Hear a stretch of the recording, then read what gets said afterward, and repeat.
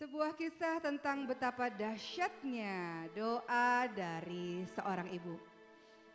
Dari Abu Hurairah dalam sebuah riwayat, ada doa-doa yang senantiasa mustajab, langsung didengar oleh Allah Subhanahu wa taala. Di antaranya adalah doa orang-orang yang dizolimi. Allah dengar sebab ia sedang dizolimi oleh orang lain. Doa dari orang-orang musafir didengar oleh Allah karena dia dalam sebuah perjalanan dan seorang diri. Dan doa jelek dari seorang ibu kepada anaknya. Hati-hati dengan doa seorang ibu, hati-hati dengan doa orang tua. Kisah ini menceritakan betapa terbuktinya kalimat-kalimat yang dilontarkan dari seorang ibu kepada anaknya. Ini adalah kisah mengenai seorang rahib atau ahli ibadah bernama Juraij. Juraij adalah seorang ahli ibadah yang memilih untuk mengasingkan diri di daerah yang sangat tinggi, daerah pegunungan, yang sibuk mengisi hari demi harinya untuk senantiasa beribadah kepada Allah Subhanahu wa taala. Mengasingkan diri dari hiruk pikuk dunia dan fokus untuk senantiasa bermunajat kepada Allah Subhanahu wa taala. Seperti biasa, Juraij melakukan ibadahnya, melakukan sholatnya.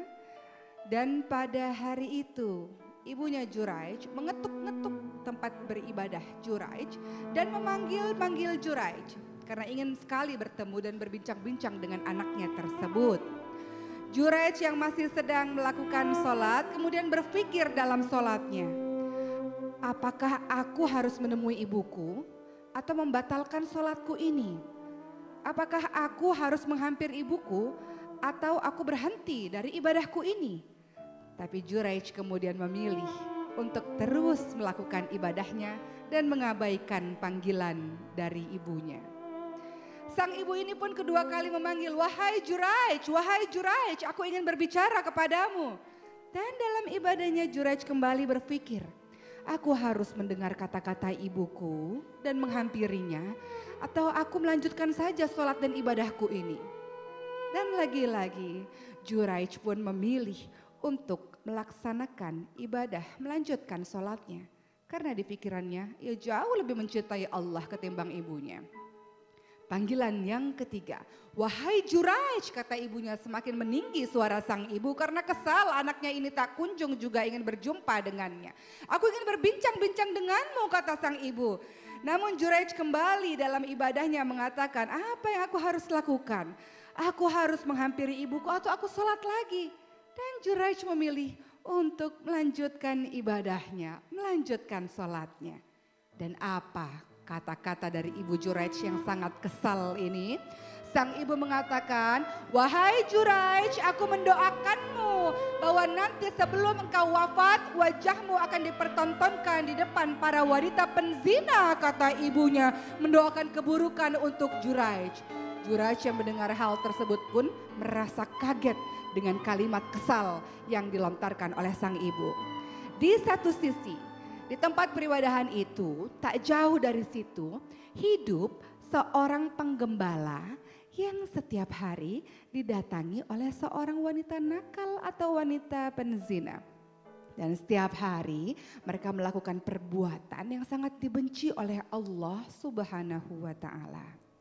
Dan ternyata dari hubungan mereka lahirlah seorang anak. Hal ini pun kemudian diadukan kepada raja. Dan betapa murkanya raja, ada sepasang laki-laki dan perempuan yang memiliki anak bukan dari pernikahan. Dan raja pun pada akhirnya memanggil wanita penzina tersebut berikut dengan anaknya. Dan raja yang murka itu bertanya, wahai wanita, siapa ayah dari anak ini? Katakan padaku, karena engkau belum ada dalam ikatan pernikahan, engkau telah berzina, katakan siapa ayahnya. Dan wanita penzina ini pun dengan lantang dan penuh kedustaan mengucapkan, ayah bayi ini adalah Juraij, wahai raja. Maka betapa murkanya raja. Juraij yang mana, kata raja ingin memastikan. Wanita tersebut mengatakan, Juraij yang kau katakan sebagai ahli ibadah itu raja. Juraij yang senantiasa beribadah dan bersembahyang dan sholat itu raja di pegunungan. Dialah ayah dari bayiku raja, kata sang wanita ini. Kemudian sang raja pun mengatakan pada rakyatnya, silahkan kalian semua menghancurkan tempat peribadahannya Juraij. Katanya ahli ibadah kok malah berbuat seperti itu, kata raja dengan murka. Maka rakyat dan para pengawal pun berbondong-bondong untuk datang ke tempat peribadahannya Juraij dan langsung saja menghancurkan tempat peribadahan Juraij dengan kapak sehingga luluh lantaklah tempat peribadahan tersebut. Lalu bagaimana dengan Juraij? Juraij digeret dan tangannya diikatkan dengan lehernya. Kemudian dengan paksa, dengan secara kasar dibawa menuju ke raja. Dan di tengah perjalanan semua orang menonton dan saling mencaci maki Juraij. Lihat, Juraij telah berzina dengan wanita tersebut. Dan di antara para penonton-penonton itu ada banyak wanita-wanita penzina termasuk wanita tersebut. Apa yang Juraij lakukan? Dia tersenyum. Ketika di hadapan raja, sang raja berkata, apa yang engkau lakukan wahai Juraij?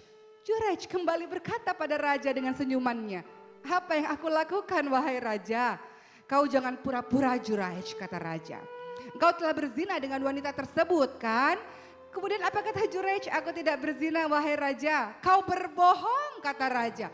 Tidak, aku tidak berbohong. Maka di tengah kesulitan ini pun Juraij pada akhirnya meminta petunjuk dari Allah. Maka keluarlah kalimat dari Juraij, di mana bayi dari wanita tersebut. Maka orang-orang mengatakan bayi tersebut sedang berada dalam pangkuan ibunya. Maka Juraij pun meminta izin untuk bertemu dengan sang bayi.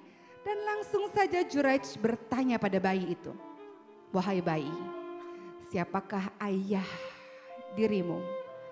Siapakah ayahmu sesungguhnya?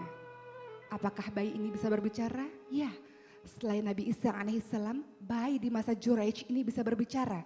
Ia katakan, ayahku adalah sang penggembala. Betapa kagetnya orang-orang di situ melihat ada seorang bayi yang dapat berbicara. Begitu pula dengan raja. Dan raja pun pada akhirnya setelah melihat bayi tersebut dan menatap ke arah Juraij dan memohon maaf yang sebesar-besarnya pada Juraij karena telah melakukan sebuah perbuatan ketidakadilan. Maka sang raja pun mengatakan, Juraij, maka apa yang kau inginkan? Apa kau ingin tempat ibadahmu dibangun dengan emas? Apa kata Juraij? Tidak perlu wahai raja, aku tidak perlu itu. Apa kau ingin tempat ibadahmu dibangun dengan perak? Tidak perlu wahai raja. Lalu apa yang kau inginkan?